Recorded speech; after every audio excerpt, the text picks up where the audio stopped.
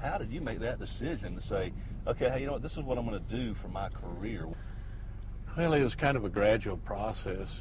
I was involved fish and bass club tournaments out of a 12-foot John boat, and I had no intention of really going beyond that. And then I started to read about the tournaments, and I thought, gosh, I got to get me new boats. So we saved our money, and my first boat, real boat, was a brand spanking new Ranger.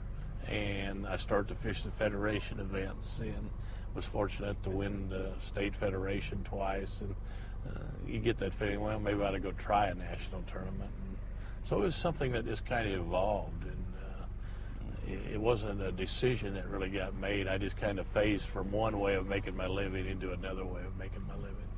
I would have probably just fished that one national event, except I was real fortunate. Had met Forrest and Nina, and they offered, to basically help me out if I was interested in fishing some more events. And I honestly don't know if I'd have fished any more events. I'd probably stayed in the construction business and just fished as a hobby. But that gave me the encouragement to try a couple more. And, I really got involved at the right time. That was 1980. And in 84, they started televised events, and more sponsorship opportunities came about. And the sport really started to pay some better money tournament-wise. So it was perfect timing. And I won my first event in 84. So it was just ideal, but really the whole key to getting started was Ranger boats. If there's one day from your career that you could relive, and just relive over and over, just one day, can you pick one out? Is there one that stands out like that? What stands out, I think, in a competitor's mind are the days that don't go right. Those haunt you forever. The fish that got away that kept you from winning the event.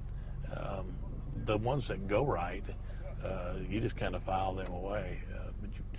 When you fish as many years as what I've fished, you've got a lot of them really great memories, a lot of them days that are just, you don't know why and how they happen, but every move you make is the right move, and every bite's the right type of fish. And then you have those other type of events where you're doing everything perfectly right, but nothing goes right. That's just part of the sport we do. I've always felt during my career that you're only as good as your next event or your next day. You have a bad day, you have a bad tournament, you put it behind you. You have a good tournament, put it behind you. You've built a reputation with the flipping stick. I was just going to fish to win. And I analyzed the techniques. What techniques would help me win the best? Which ones would catch the biggest fish?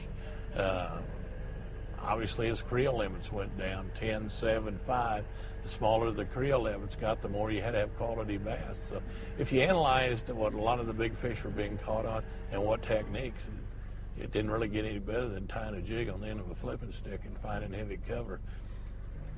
Any words of advice to the young guys coming along that want to pursue this as a career? Well, associate yourself with the right people to start with.